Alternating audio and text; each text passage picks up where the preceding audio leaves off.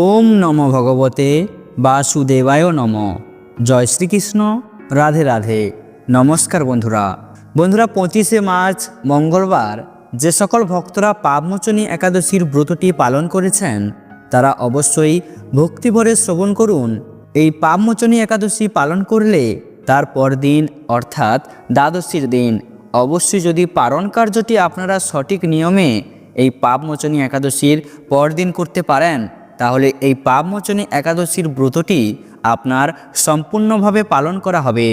আর যদি আপনারা এই 25শে মার্চ যে পাপমোচনী একাদশীর ব্রতটি পালন করেছেন তার পরদিন যদি পারণ কার্যটি না করেন তাহলে অবশ্যই এই ব্রতের কোনো পুণ্যফল আপনারা পাবেন না।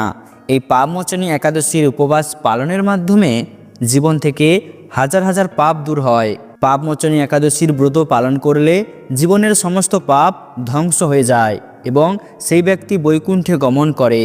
এই দিনটি ভগবান বিষ্ণুর উপাসনার জন্য উৎসর্গীকৃত, বিশেষ করে তার গোবিন্দ রূপে। এই দিনে ভক্তরা উপবাস করেন এবং পাপমোচনী একাদশী ব্রত পালন করেন।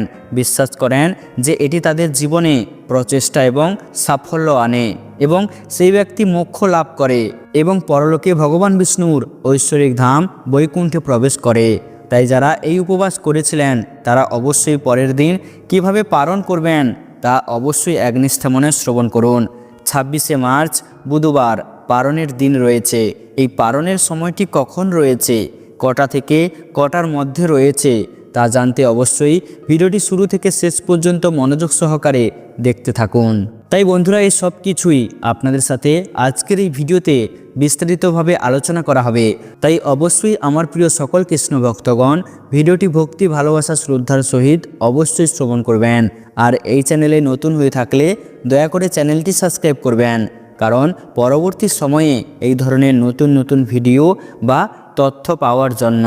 এবং ভিডিওটিতে অবশ্যই ভক্তি ভালোবাসা শ্রদ্ধা দিয়ে একটি লাইক করবেন আর কমেন্টে অবশ্যই জয় শ্রীকৃষ্ণের জয় অথবা আপনাদের ইষ্ট দেবতার নামটি অবশ্যই লিখবেন।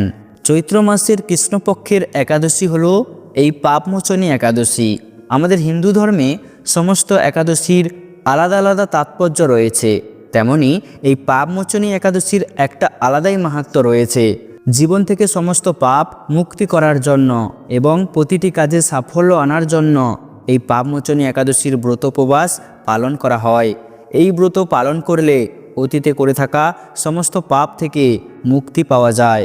এছাড়াও এই ব্রত পালনের মাধ্যমে পরিবারের মধ্যে সবসময় শান্তি ও প্রেম বজায় থাকে।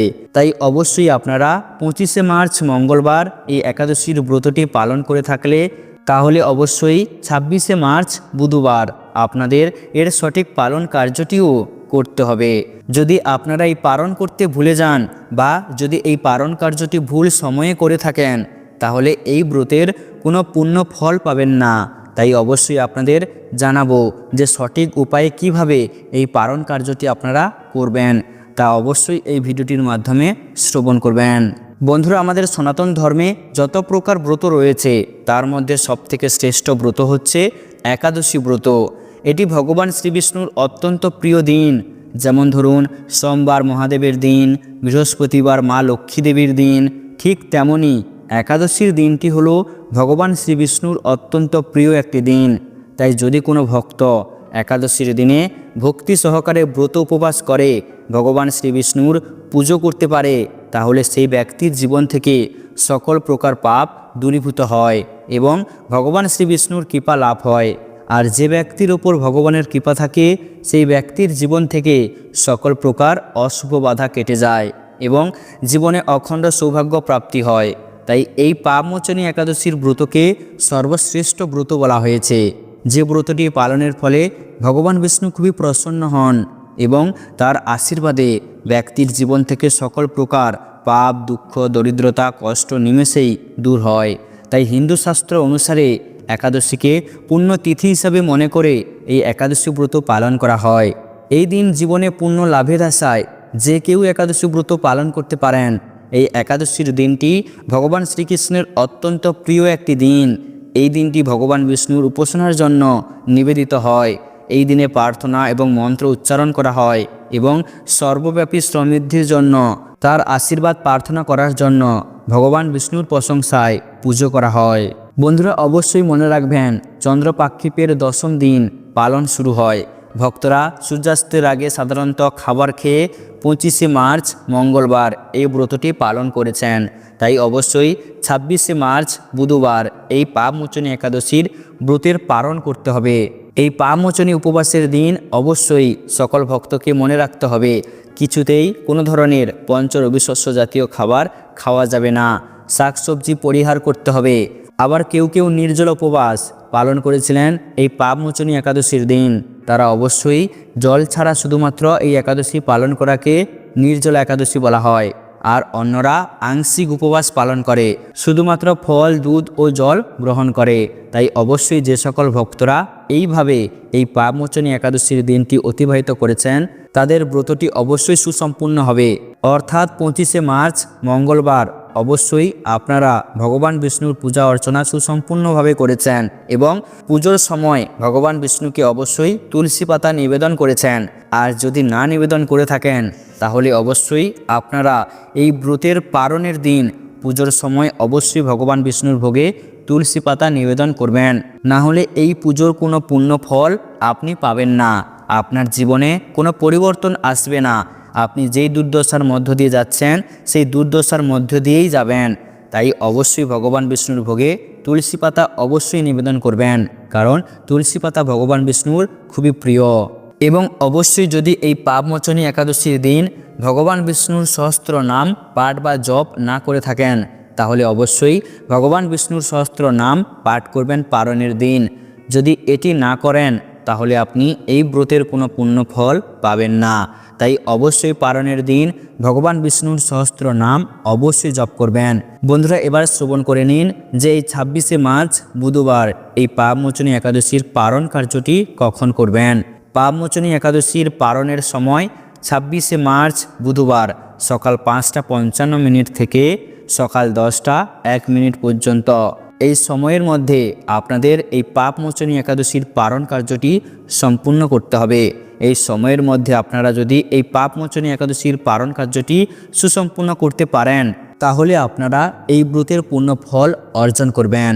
এবং অবশ্যই এই 26শে মার্চ বুধবার দিন আপনাদের সকাল সকাল ঘুম থেকে উঠতে হবে এবং সকাল সকাল ঘুম থেকে উঠে আপনারা আপনাদের স্নানের জলে সামান্য গঙ্গা জল ও সামান্য পরিমাণে হলুদ মিশিয়ে অবশ্যই আপনাকে স্নান করতে হবে। এবং স্নান করার পর অবশ্যই আপনারা হলুদ পোশাক পরিধান করবেন, কারণ ভগবান বিষ্ণুর হলুদ রং খুবই প্রিয়। তাই অবশ্যই আপনারা পারলে এই দিন হলুদ রঙের পোশাক পরিধান করুন এবং ভগবান বিষ্ণুর পূজা অর্চনা করবেন। আর অবশ্যই মনে রাখবেন, ভগবান বিষ্ণুকে ভোগ নিবেদন করার সময় আপনারা অবশ্যই ভগবান বিষ্ণুর ভোগে তুলসী পাতা অবশ্যই নিবেদন করবেন, নইলে এই ব্রতের কোনো পুণ্য ফল আপনারা পাবেন না, অর্থাৎ ভগবান বিষ্ণুর পুজোটি সম্পূর্ণ হবে না। আর অবশ্যই দ্বাদশীর দিনে অর্থাৎ একাদশীর পালনের সময় একাদশীর পালন মন্ত্রটি উচ্চারণ করে অবশ্যই পালন কার্যটি করবেন, তবেই আপনারা এই একাদশীর পুণ্য ফল অর্জন করবেন। এই মন্ত্রটি আপনারা 3 বার বলবেন। মন্ত্রটি হলো ওং অজ্ঞান্য তিমিরান্ধস্য বোতেনানেন কেশব প্রসিদ মুখনাথ জ্ঞান দৃষ্টি প্রদ ভব। অবশ্যই আপনাদের সাথে মন্ত্রটি তুলে ধরলাম, আপনারা অবশ্যই এই মন্ত্রটি শ্রবণ করবেন এবং এরপরে ভগবান বিষ্ণুর চরণামৃত পান করে এই ব্রতের নির্জলা উপবাস ভঙ্গ করবেন। আর অবশ্যই আপনারা ব্রত ভঙ্গ করার সময় আপনারা পঞ্চরবি শস্য দিয়ে ব্রত ভঙ্গ করবেন। আর অতি অবশ্যই পালন কার্যটি পালনের সময়ের মধ্যে করতে হবে, অর্থাৎ আপনাদের সাথে যে সময়টি তুলে ধরলাম সেই সময়ের মধ্যে ওই পালন কার্যটি অতি অবশ্যই করবেন। এই সময়ের মধ্যে পালন করলে তবেই একাদশীর ব্রত সুসম্পূর্ণ হয়। এবং আপনাদের যদি সামর্থ্য থাকে তাহলে অবশ্যই পালনের পর ব্রাহ্ম ভোজন করাবেন এবং তাদের দক্ষিণা দেবেন এবং গরিব দুঃখীদের খাদ্য এবং বস্ত্র দান করতে পারেন। এই নিয়মগুলো মানলে জীবনে পাপমুক্ত হয় এবং পুণ্য অর্জন হয়। তাই অবশ্যই পারলে এই নিয়মগুলো অতি অবশ্যই পালন করবেন, এতে জীবনে অনেক পুণ্য অর্জন করা যায়। এছাড়াও বন্ধুরা অর্থবৃদ্ধির মনস্কামনা পূরণের জন্য এই পাপমোচনী একাদশীর রাতে ভগবান বিষ্ণুর পুজো করুন, তারপর ভগবান বিষ্ণুর সামনে 9মুখী প্রদীপ জ্বালান। পাশাপাশি লক্ষ্মীর জন্য একটি প্রদীপ প্রজ্বলিত অবশ্যই করুন। এই 2 প্রদীপ যাতে সারা রাত প্রজ্বলিত থাকে সেদিকে লক্ষ্য রাখবেন। এই উপায়ে লক্ষ্মী নারায়ণ খুবই প্রসন্ন হন এবং আপনার মনের সমস্ত মনস্কামনা পূর্ণ করতে সাহায্য করবে। এছাড়াও বন্ধুরা, তুলসী ভগবান বিষ্ণুর অত্যন্ত প্রিয়, তাই অবশ্যই এই পাপমোচনী একাদশী তিথিতে তুলসী পুজো অবশ্যই করা উচিত। তারপর তুলসী তলায় একটি ঘিয়ের প্রদীপ অবশ্যই প্রজ্বলিত করুন। পূর্ব বা উত্তর দিকে প্রদীপ রাখবেন। এরপর 5 বা 11 বার তুলসী গাছের পরিক্রমা করুন। এর ফলে পরিবারে উন্নতি অবশ্যই হবে। তো বন্ধুরা, ভিডিওটি আজ এখানেই সমাপ্ত করছি। ভিডিওটি দেখে ভালো লাগলে একটি লাইক অবশ্যই করবেন।